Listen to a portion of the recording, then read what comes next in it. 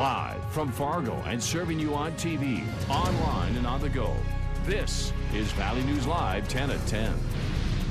A warning to parents, a problem drug in the Twin Cities linked to several overdoses is also being reported by authorities here at home.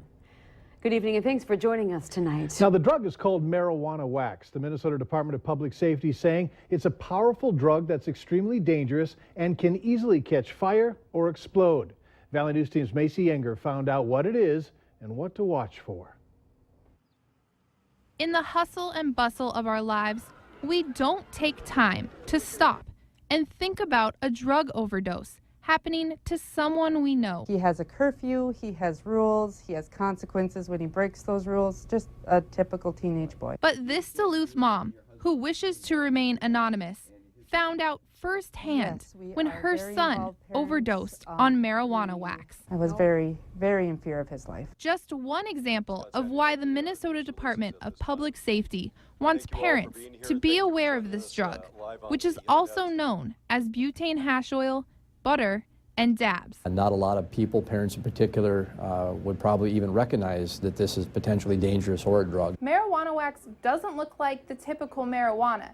It looks more like things we could find in our household kitchen, including honey or butter. I think some people don't understand that this type of processed THC or marijuana has such a higher potency, and I think that's why you're seeing some of the overdoses in Minnesota. The drug effects can be almost 6 times stronger than typical marijuana. Fargo police say although the usage of the drug has increased in the area, it's not a huge concern yet. But that doesn't mean it won't become a problem, something a Share House program director agrees with. Usually the trends go with the larger cities first, and then it does come to our smaller communities oftentimes. Which is why those dealing with drug abuse want to bring awareness to marijuana wax before it hurts more lives. Macy Enger, Valley News Live. Fargo police encourage parents to talk with kids about all drugs and the negative impact using those drugs. The Share House offers services for families if someone they know is going through a drug addiction. We have a link to our website, valleynewslive.com. Just click on this story. Some homeowners are upset that a 5-foot wide sidewalk and bike path will be added on their property as part of a Safe Route to School project. Those impacted in Perham, Minnesota say that there aren't kids in that area and they feel it's a waste of our tax dollars. After getting no answers from the city, homeowners called our whistleblower hotline. The neighborhood wants to know why they're adding a sidewalk on the north side of the street along people's properties and not on the opposite side of the street where there's a field. You know, ultimately, we're looking out for child safety. We're trying to figure out what's the safest way to put this sidewalk in. And this would basically join an existing bike path that's already here on the north side, follow the north side of the road. And again, yes, you have to cross these avenues, but they're not nearly as busy as this 9th Street. The project is being funded by a federal grant, the city and Perham School District. City Council has approved the project and bids are already being taken. The work should be finished by fall. Well, if you ever need help uncovering any issue in your community, just call us, our whistleblower hotline, and we'll do our best to get to the bottom of it. Call 701-237-6576 and leave your tip with us. A member of our investigative team will then get on the case and go to work exposing the truth. Another scam to tell you about here in the Valley. This time a local freelancer called our whistleblower hotline saying she's been targeted. Alyssa Norland shoots video, does web and graphic design. She got an email that raised some red flags. The customer wanted to pay her $2,000 extra on a credit card, then have her deposit that extra money into a separate bank account. She caught on to the scam, called the bank, confirmed that the credit card belonged to someone else. So I just hope that they find these people. It's just they prey on innocent people, and some people fall for it and they lose thousands of money. Thousands of dollars, and it's sad. We talked to the Better Business Bureau. They told us it's a common scam that people need to watch out for, saying anytime a customer wants to pay extra, call the credit card company right away. A man could serve up to 20 years in prison after being found guilty today of sex trafficking. 25-year-old Prince Jones was convicted of first-degree sex trafficking. Jones was accused of trying to prostitute a 13-year-old girl at a South Moorhead motel. It took the jury 13 hours to reach its decision, sifting through evidence that included hotel and phone records. Sex traffickers do their best to keep their names off of everything, and I think that was illustrated in this case, as his name wasn't on the phones, his name wasn't on the hotel rooms. So they're difficult cases to prove back to the sex trafficker. I think what this case shows is that Clay County is willing to go forward on these tough cases. We're not going to back down from them. A sentence hearing for Jones will be May 11th. He was acquitted on charges of actually having sex with the girl. Harris adds that sex traffickers are known to travel along the I-94 corridor between Chicago, Minneapolis, and the FM area, extending all the way to western North Dakota. The late Fargo Mayor Dennis Wallaker was honored today. Area mayors organizing a walk and fundraiser for Relay for Life. The walk took place on the Memorial Bridge between Fargo and Moorhead that was lined with luminaries. Dennis Wallaker was honored for his fight against cancer and his commitment to protect the city of Fargo from flooding. After the walk, the mayors drew flowers over the bridge and into the Red River. Well, Dragon fans were on fire tonight, cheering very loud and proud for their MSUM basketball team. A good crowd turned out at Buffalo Wild Wings to watch the opening round game in the Elite 8 Division II tournament in Evansville, Indiana. Despite trailing by double digits most of the first half, these Dragon faithful were optimistic to the end. You know, it's just so much fun, especially seeing the community really rally around it. They've had a great year, and it's always been great to see them do well and then everyone get involved. Well, capacity at B-Dubs is 350 people, and the place was packed tonight. The score so far is MSUM 73, Bellarmine unfortunately leading by a lot, 92, but Beth will have a recap with highlights later on in sports.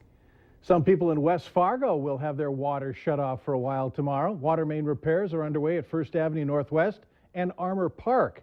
Dakota Underground will be working on utilities in that area and needs to install a new gate valve at Armour Park. Now, water is going to be shut off from 10 o'clock in the morning until 2 o'clock in the afternoon for people living in the old Riverside area of First Avenue Northwest. Hey, and don't forget, you can now get Valley News Live news and weather text alerts right to your phone. You can get the latest breaking news, weather, and other updates on your mobile device. Just head to valleynewslive.com, go there, and sign up. Remember to like Valley News Live on Facebook. You can follow the latest news, weather, and breaking news updates anytime on your feed. Just search Valley News Live, like our page, and you'll stay informed throughout the entire day. Valley News Live 10 at 10 continues with no wait weather. Well, what a day outside of wind, gusty, and for some tricky travel conditions with some snow and that wind, freezing ice on the roads. Here's a picture we got from Highway 11 up there in Roseau County, and talk about tricky travel for spring. That looks like the middle of winter to me. Thanks, Kevin, for sharing your photo with us on Facebook. We sure appreciate it. Hopefully those conditions improve quite rapidly, but I still expect wind to continue at least being breezy through the evening hours. Here's a look at temperature. Right now, Fargo, 34 degrees, wind from the northwest at 14 miles per hour, significantly less gusty than it was earlier in our afternoon. Temperatures are a little milder. We're talking low 30s to mid 30s across eastern North Dakota. 34 Oaks and Jamestown. Devil's Lake at 30 degrees. Bemidji right now has 29, and it's a degree better in Detroit Lakes. 34 in Fergus Falls with Roseau at 28. Here's a look at the radar, and look at this, a persistent band of light snow continuing. Now, we're not seeing much in the FM area, but if you're heading north on Interstate 29, as you get to southern portions of Grand Forks County, you'll have a chance at seeing some of those snowflakes make their way down to the ground. Northern Clay County, and as we look down to the southern United States today, that's where the weather story was throughout the late part of the day. With an outbreak of tornadoes, there were several out there. Some loss of life taking place out in the Tulsa area where there were tornadoes. Still active storms. The latest radar showing those storms making their way into eastern Oklahoma and northwestern Arkansas at this time. These were all tornado reports, many touching the ground and doing some damage right in the city of Oklahoma City, Moore, Oklahoma, and also out in War Eagle, Arkansas. Here's a look at your hour-by-hour forecast. Northwest winds will continue to decrease tonight. We'll have partly to mostly cloudy skies, and by daybreak on your Thursday morning, we're talking temperatures in the 20s and a few teens up there near the Carlstadt area where the roads there were not looking pretty. 26 in Devils Lake, 28 in Jamestown. Now the wind tomorrow 10 to 15 miles per hour, maybe a few gusts to 20. A cool north wind all day, keeping temperatures in the 20s in northwest Minnesota and 30s elsewhere throughout the afternoon. Nobody gets into that 40-degree range until we get down closer to the South Dakota border and maybe in portions of Dickey and Lemoore counties near Ellendale and Oaks. Hour-by-hour forecast for Fargo shows the wind speed not too bad overnight. Temperatures slipping into the 20s, and then we start rebounding as we head off to work and school. Temperatures will generally be in the upper 20s and then rising to the mid-30s is all. A north wind at 18 to 25 miles per hour will make it feel like it's in the teens again. There'll be at least a little bit of sunshine in your planning forecast. Well, spring sometimes looks like this in Vergas, Minnesota, and as Stacy Moe said, as sharing her fine photography here, Mother Nature's very own Minnesota March Madness. All right, here's a look at your planning forecast. Next couple of days quite chilly with temperatures peaking only in the 30s here in the valley. Friday we'll have a chance of some light precipitation moving through. It's a warm front. Warm front usually means good things, and the best of the 2 weekend days going to take place on your Saturday. 54 gorgeous degrees as we highlight your weekend planner for Fargo. Saturday night into Sunday, cold front slaps through, and it's going to bring mild temperatures early in the day on Sunday, but much cooler throughout the afternoon with low 40s. And how about next week? A 55 on Monday, Tuesday 64. I am beside myself. No, I'm beside Stephanie. But yes, you are. I got to tell you, I'm looking forward to that. It does come with some windy conditions, but we'll get the equation right here eventually. Yeah, if there wouldn't have been a warm-up, you might be beside yourself. Yes. It could happen. Coming up next, later, I should say, Facebook has new options for its Messenger users. But first, the dangers of overdosing on medications that you probably are taking every day.